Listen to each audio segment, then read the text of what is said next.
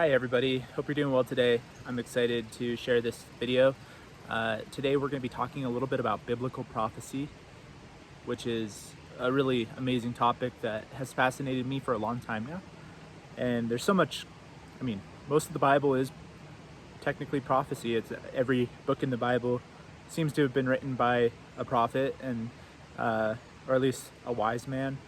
And uh, this topic is definitely controversial in our time because there's a difference between Old and New Testament prophets, and or prophecy now is just related to end times events and the return, the second coming of Jesus. So really, I was focusing more recently on Matthew chapter 24 because when I think about prophecy, I really want to orient myself with Jesus and what he says about what's going to take place in the end times events. So just kind of talking about that. Before we get started, I just want to let you know my phone has been having issues, so if it cuts off, you'll know that that's why, but I might still upload it if there's some good content here. So in Matthew chapter 24, it's very concrete. That's why I like it. It's prophetic message from Jesus and talking about the end times events. But I really like that chapter because it's a concrete occurrence, and you have all the stories that surround it with the context of what was going on with Jesus then, and roughly the timeline of his life and where it took place within that timeline. And so this is famously referred to as the Olivet Discourse. It's the last major discourse of Jesus recorded in the Synoptics.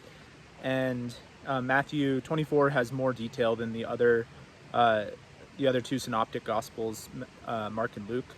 So I like to focus on Matthew 24, even though I do enjoy the other two. So anyways, kind of trailing off here, but in this, Jesus is returning from Jerusalem. He's going to Bethany, where he's been staying, and on the way to Bethany, there's the Mount of Olives, which affords a great view of Jerusalem and especially the Jerusalem temple. And so as they're going along the road, the disciples point out to Jesus, like, hey, look at these buildings, all the buildings of the temple. Aren't they beautiful?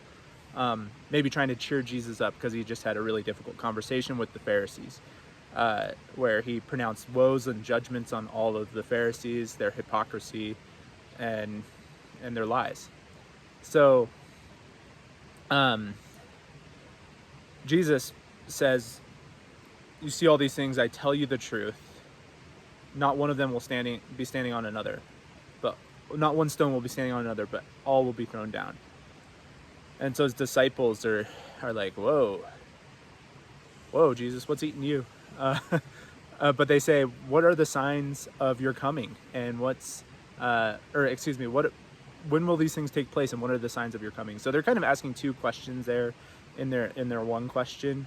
And Jesus' response is clearly, for me, his response really helps because there's some controversy over one of the sayings in there where Jesus does say that all these things will take place within this generation, or this generation.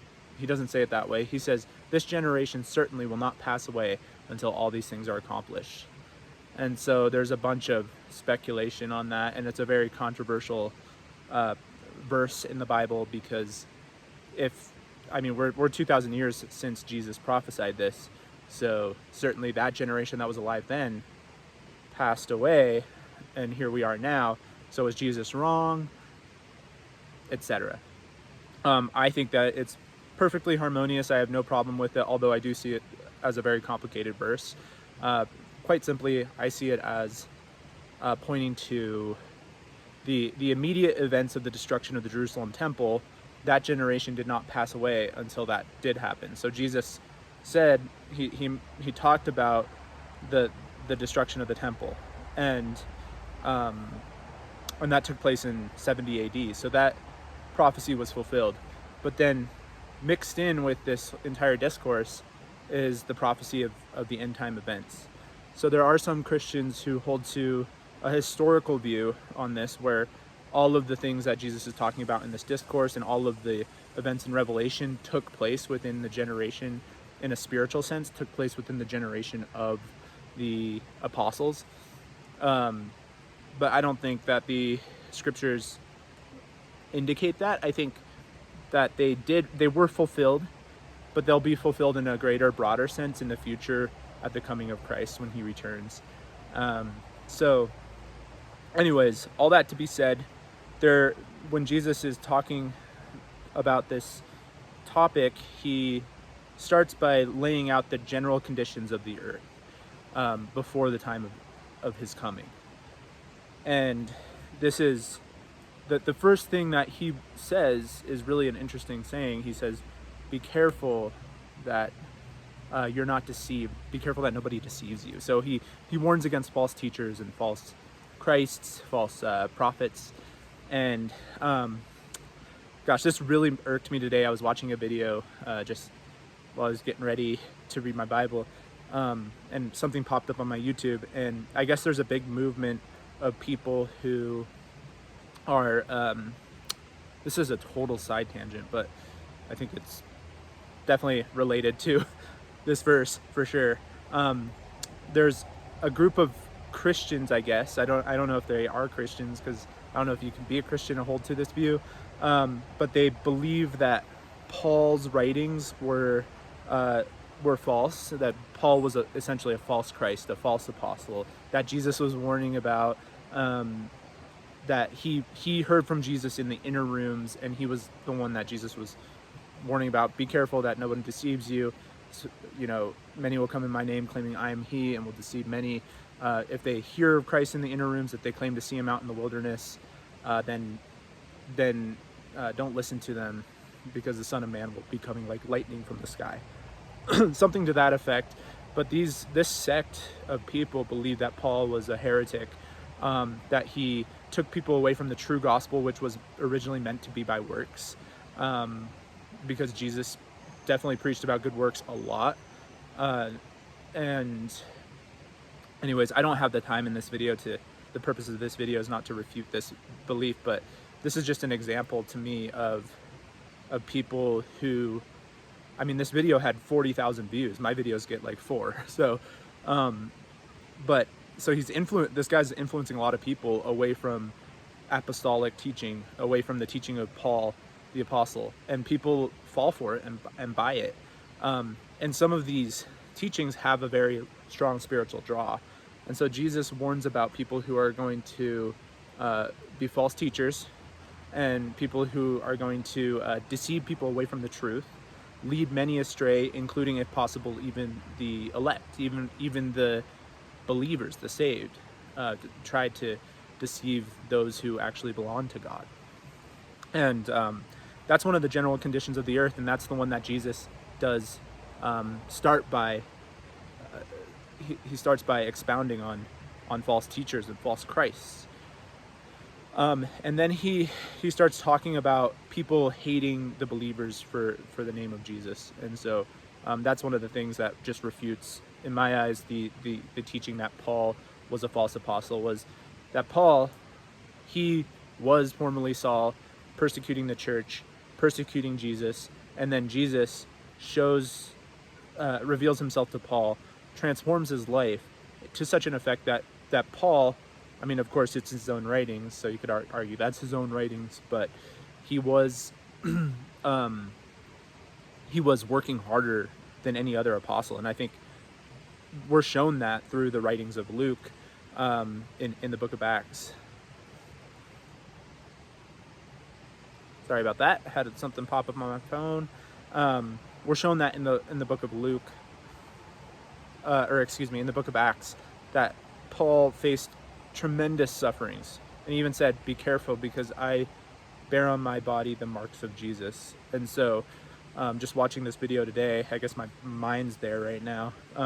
It was really frustrating, because you see in Paul, he does bear in his body the suffering of Jesus, the suffering of the Lord, and his scriptures are the commandments of God.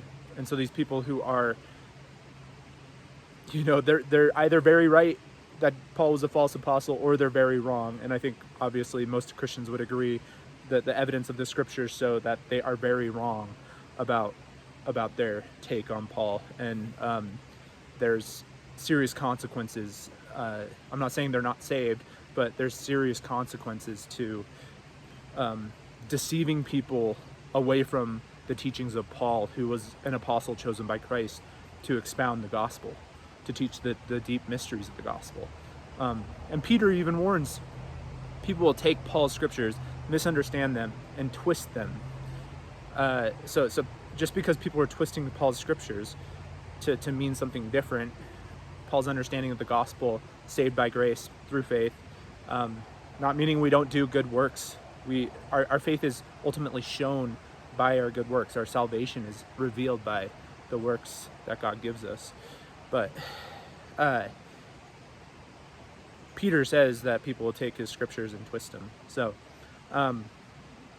but going back, the prophets in the Old Testament, they were people who fundamentally fit into the definition of a prophet, even based on what other cultures around the Israelites who worshipped other gods were technically called prophets as well, but they were serving other gods, lesser gods. But their task essentially was to either share a message to the people from God, or intercede on behalf of the people to the gods, or to criticize the moral or ethical shortcomings of a culture on behalf of the gods. So these were kind of the roles of Mesopotamian prophets, other prophets that surrounded the Israelites, and the basic role of the biblical prophet, the prophets of the true living God, fell into the same characterization. So, so people like Daniel, I think you see the different prophets have different gifts. They have different ways that God reveals himself to them, and they have different styles of writing. But I think one of the most interesting prophecies is in the book of Daniel, where he has a dream about 4 beasts rising up out of the earth. And this kind of reminds me of what Jesus is talking about. He's describing the general conditions of the earth. And when Daniel has this vision, he sees the 4 winds churning up the waters of the sea. And this is basically a metaphor or symbol for potential rebellion against God, and the conditions of the earth prior to these terrifying beasts, each succeeding beast being more terrifying than the one before. And what these beasts ultimately represent is, most interpreters agree that these beasts represent the 4 kingdoms that would succeed each other: the kingdom of Babylon, the kingdom of Medo-Persia, the kingdom of Greece under Alexander the Great, and the kingdom of Rome. And so the prophecies seem to fit those things. And there was another dream that Nebuchadnezzar had, which this prophecy seems to correspond with and kind of expound on. So, but you see in this vision that the kingdom of this world is different than the kingdom of heaven, and that the way that heavenly things are viewed by God are different than the way that things are viewed by us, because we see these things that were shown to Daniel, things that took place in the future, very accurately, so prophetic, in fact, that secular scholars believe that Daniel could not have existed when people claimed he did. He would have to have, his book would have to have been produced after these historical events, because they don't believe in the prophet's ability to accurately predict the future by supernatural means, or by God revealing something to them. So we see these things through the past historical lens. We see the history of what took place, but God reveals what it looks like from his point of view, terrifying powers, and essentially that this dominion is given to these kings, like Nebuchadnezzar, Cyrus, who's a Persian king, Alexander the Great, and the Caesars. and these kingdoms of Babylon, Persia, Greece, and Rome were ultimately given their dominion by powers from heaven, from a higher power, so to speak. Even if this higher power was ultimately an angel that was in itself in rebellion against God, or in defiance of God and his angels. So which you see more of that in the book of Daniel, these visions that he's given and this understanding. And so this vision accurately took place, and the New Testament believer, the Christian today, is also given other visions, but that were given to the Apostle John, which correspond to this original vision, where we do see these beasts again, the beast that rises out of the earth, the beast that rises out of the sea, and not going to get into the specifics on these, but these again are kind of a reflection of that older image, or representing, in my opinion, the kingdom of the world and the Antichrist who will come before the Lord reveals himself in the second coming, when he comes again on the clouds, which I think is the prophecy that Christians should hold to, not being overcome by the evil of this age and the time of this age, because Jesus even says you can try to, I'm paraphrasing, you can try to predict and accurately understand the end time events, which many people do. They try to set a date for Jesus coming, or approximate time, and this is going to be fruitless speculation, essentially, because Jesus comes at an hour when no one expects. The Son of Man comes on the clouds with great glory, and he says in those days people will be going about life normally, but there's some sort of mystery there too, because